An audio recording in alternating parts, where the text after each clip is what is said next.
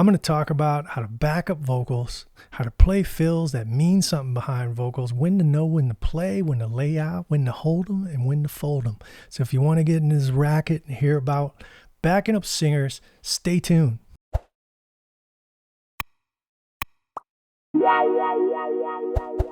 Today I thought I'd talk about something that I don't see a lot of people talking about, and to me it is an essential skill. Yes, it is a skill. And I'm talking about the art of playing behind a singer, how to back up a singer, how to back up a vocalist, how to support the vocalist. Know when to fill, know when to drop out, know when to play that little tasty nugget fill that makes their lyric pop and they turn around and give you a little wink, a little smile, and you know you done good.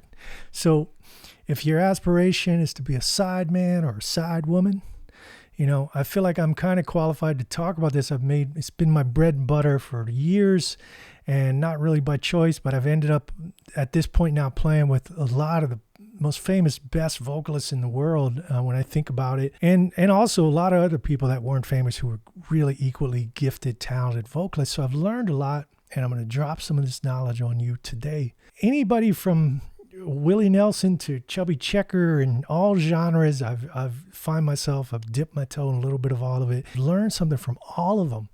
And just the female vocals that come to mind, like hearing their vocal in my headphones or being on stage or, you know, television show or whatever.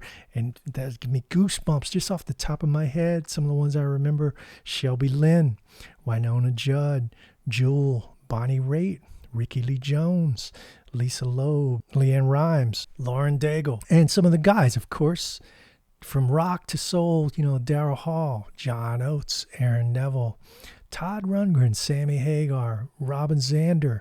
So many great singers. Daughtry, great rock singer. I learned something from all of these people, right? And I didn't drop all those names to try to impress you. I was saying it to illustrate my point. Every one of those people, if I put myself in the headspace and go back in time to when we did the gig or the session together, everybody has their own way of operating in terms of volume, in terms of instrumentation, how they want to be supported. You know, what do they like fills? Maybe they don't like that many fills. I learned something from all of them. The first thing I do when I walk into a situation or when I walk into a gig or a session, I read the room, all right? That's part one. Read the room. And what does that mean? I look around. Are we using in-ears? Are we using wedges? That'll tell you a lot about right there. If the artist is using wedges, I go, that's kind of old school at this point. You know, it means you might be able to get a little more volume on stage, which it doesn't need to be, but it's good to know. Good to know these things. In-ears, kind of more what vocalists are using these days with entire bands. I'll get on my rant on that in a sec. That's the first thing I do. Second thing is I want to establish my boundaries in terms of volume. And it's not because I'm trying to play as loud as possible. No, I do this because I want to know how I can dig in. If I want to play a fill, if I'm playing a rhythm part, if I'm comping, where my boundary is. What's my level 10? What's 1? That makes it easier for me. There's a lot of calculations going on there in terms of how hard I'm going to dig in, some of my gear choices, etc. That kind of stuff. Very important. Now, let me just say, little disclaimer, you know, maybe you're rolling your eyes and go, oh God, the chick singer syndrome or the dude singer syndrome. You know, to be fair, I've worked with both, plenty of egos, but I sing myself. You know, I sing on in my band, and I've done background vocals for years. Let me tell you, it is a demanding thing to be a singer. When you front a band and you try to carry a whole set, it is a physical, taxing thing on your body. It's not just coming from here. It's your whole body. So you got to have a little sympathy. You got to be conscious of that. They can't compete with electric instruments and drums. So just be cognizant of that. Now, I know you go, Shane, every bar musician in the world knows this stuff. Stick with me. I'm getting there. So other things you can do to read the room, right? You can make eye contact with the artist. Pretty simple, but nobody does it, right? Stop staring at your pedals. Look at the artist. You can get a lot of feedback from little body language and knowing, is that fill working out? Is that too much? Is this sticking out? Is that, you know? And with volume, everybody is going to have their own level of what they consider loud and what they consider good and perfect. And I'll give you a little anecdote to illustrate. I used to work with Boz Scaggs. I worked with him for 3 years on and off. and great singer. He's had some of the best guitar players, everybody from Landau, Lukather, Robinford, been in the band. The man knows what he wants, all right? Boz is very, very particular about stage volume. But a healthy stage volume, I got to say, guitar's pretty good volume, but he would turn to me every couple gigs and go, "Hey, Shane, could you please angle your amp 45 degrees away? Just turn it a little bit." "No problem, boss. Got it. No problem."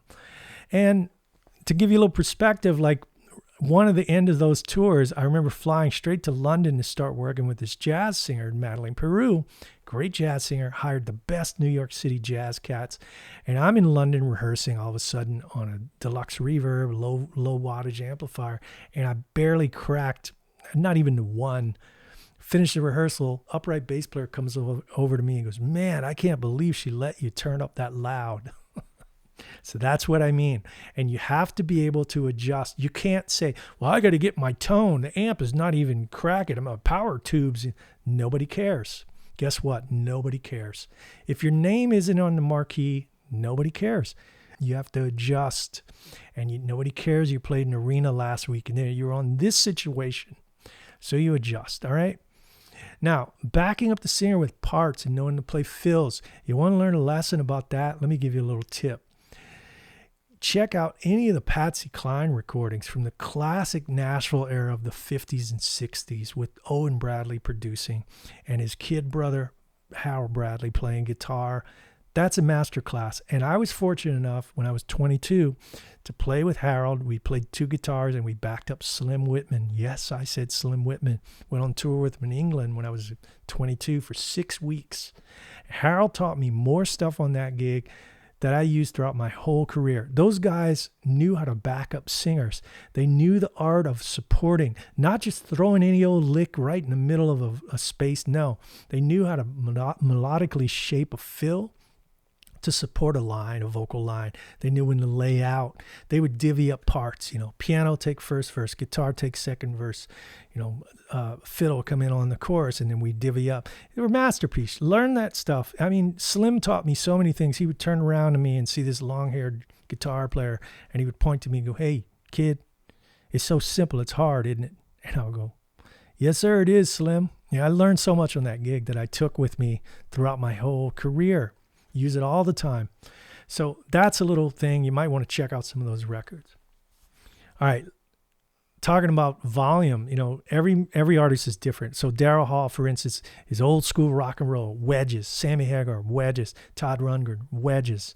They want to rock. Cheap Trick, Robin Zander. That's great when you're a guitar player because we love to play loud, But my first gig, I remember talking about judging my parameters. I was doing that with Daryl and John. I'm doing that. I'm trying to figure out what's happening. There was a 412 pointed right at Daryl's head. I was using rented backline for my first gig because everything was on its way to New York. I didn't have my gear. 412 pointed right at his head. I'm looking for signs. I'm looking for body language. I'm playing the gig and I'm in my head space, and all I'm getting is positive stuff. Some artists won't give you anything, actually, and they're still digging it. It was 11 years ago now, but I seem to remember Daryl giving me a little bro hug and saying, "Man, I love the guitar, sounds great," and blah, blah, blah. And I said, "Okay, listen, thank you. If it's too loud, just let me know, because it's my first gig. It's going to take me a couple gigs to get adjusted." And I remember him looking at me just with a confused look, and he just went, "What?" And then he went, "Listen, I don't want you to ever think about that."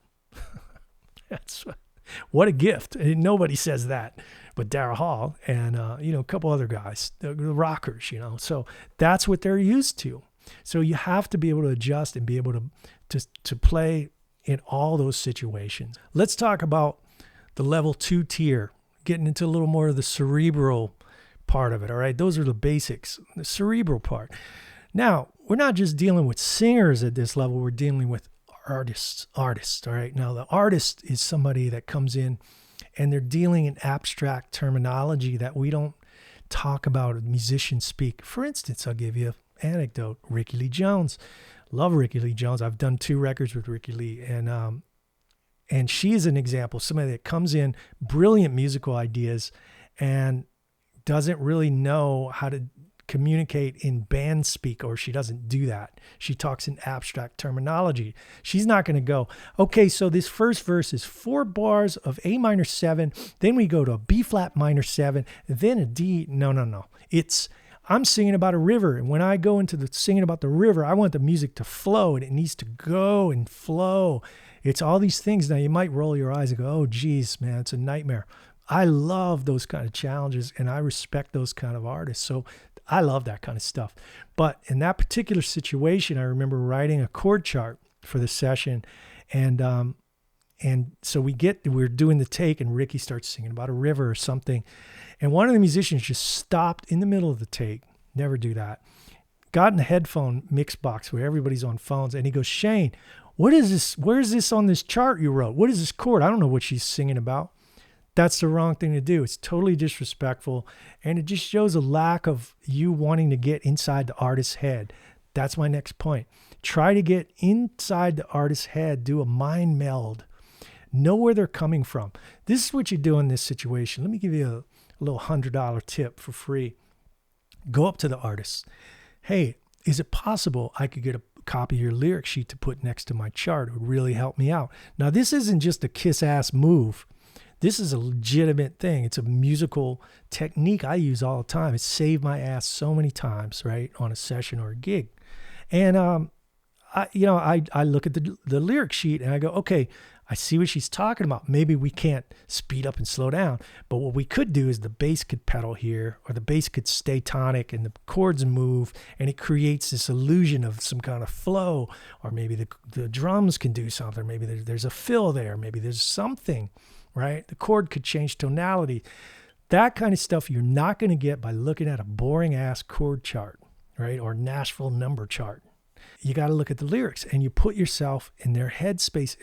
And artists, we're talking about above singers now, right? I deal with this all the time on Live from Daryl's House because I'm the musical director, so I deal with the artists.